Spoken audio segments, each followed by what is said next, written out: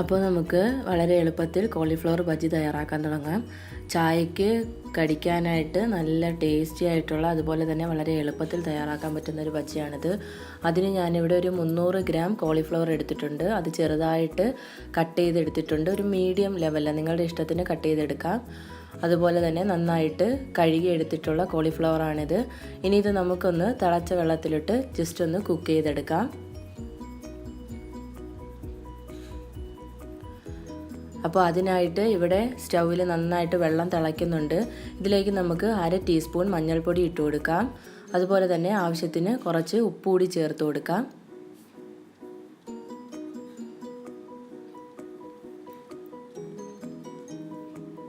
വെള്ളം നന്നായിട്ട് വെട്ടി തിളയ്ക്കുമ്പോഴത്തേക്കും നമുക്കിതിലേക്ക് കോളിഫ്ലവറിൻ്റെ കഷ്ണങ്ങൾ ഇട്ട് കൊടുക്കാം.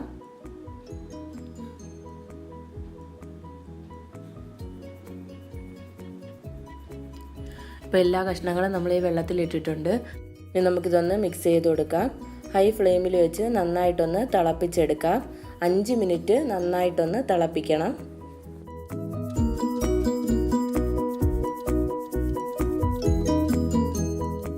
കോളിഫ്ലവറുടെ നന്നായിട്ട് തിളച്ച് വന്നിട്ടുണ്ട്. 5 മിനിറ്റ് ആയിട്ടുണ്ട്. ഇനി നമുക്കിത് വെള്ളത്തിൽ നിന്നും മാറ്റി ഊറ്റിയെടുക്കാം.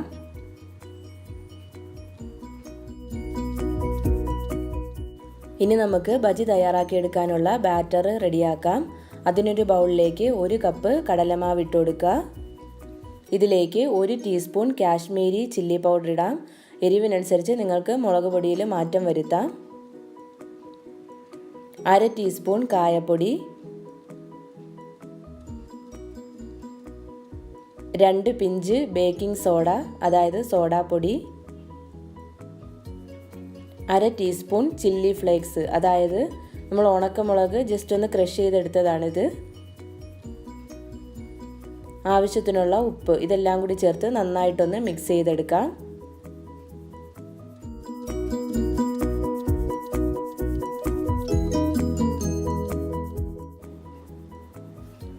ഇനി ഇതിലേക്ക് കുറേശ്ശെയായിട്ട് വെള്ളം ഒഴിച്ച് നമുക്ക് മിക്സ് ചെയ്തെടുക്കാം. ഒരു വിസ്ക് ഉപയോഗിച്ച് മിക്സ് ചെയ്യുകയാണെങ്കിൽ ബാറ്റർ നല്ല സ്മൂത്തായിട്ട് കിട്ടും. അപ്പോൾ കുറേശ്ശെയായിട്ട് വെള്ളം ഒഴിച്ച് ഇത് മിക്സ് ചെയ്തെടുക്കാം.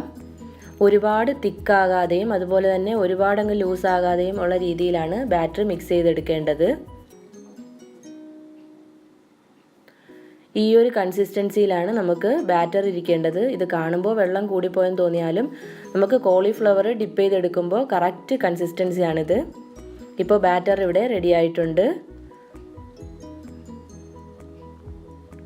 ഇനി നമുക്ക് കോളിഫ്ലവർ ഫ്രൈ ചെയ്തെടുക്കാം. കോളിഫ്ലവറിൽ നിന്ന് വെള്ളമെല്ലാം പോയി നല്ലതുപോലെ ഡ്രൈ ആയിരിക്കുന്നുണ്ട്. ഇനി നമുക്ക് ഓരോ കഷ്ണമായിട്ട് ബാറ്ററിലേക്ക് മുക്കി നല്ല തിളച്ച എണ്ണയിലേക്കിട്ട് ഫ്രൈ ചെയ്തെടുക്കാം. ഓയിൽ ഞാനിവിടെ സൺഫ്ലവർ ഓയിലാണ് ഉപയോഗിച്ചിരിക്കുന്നത്.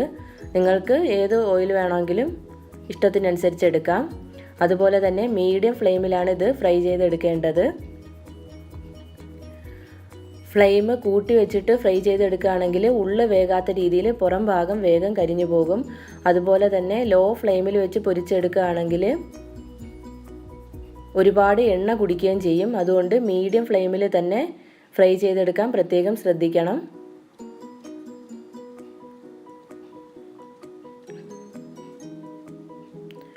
ഒരുപാട് ടൈം എടുക്കാതെ തന്നെ വളരെ പെട്ടെന്ന് തന്നെ ഇത് ഫ്രൈ ആയി വരും.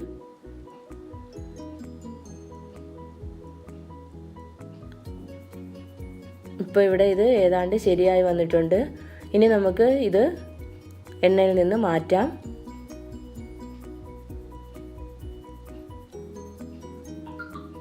ഇതുപോലൊരു ടിഷ്യൂ പേപ്പറിലേക്ക് മാറ്റുകയാണെങ്കിൽ ഇതിലുള്ള ഓയിലെല്ലാം ആ ടിഷ്യൂ പേപ്പറിലേക്ക് അബ്സോർബ് ആയിക്കോളും. ഇനി നമുക്ക് ഇതുപോലെ തന്നെ അടുത്ത ബാച്ചും ഫ്രൈ ചെയ്തെടുക്കാം. എല്ലാ ബാച്ചും ഇവിടെ ഫ്രൈ ചെയ്തെടുത്തിട്ടുണ്ട്. അപ്പോൾ നിങ്ങളെല്ലാവരും ട്രൈ ചെയ്ത് നോക്കുക. ഇഷ്ടമായെങ്കിൽ ലൈക്ക് ചെയ്യുക, ഷെയർ ചെയ്യുക, ഫീഡ്ബാക്ക് അറിയിക്കുക. സബ്സ്ക്രൈബ് ചെയ്തിട്ടില്ലാത്തവരുണ്ടെങ്കിൽ സബ്സ്ക്രൈബ് ചെയ്യുക. താങ്ക്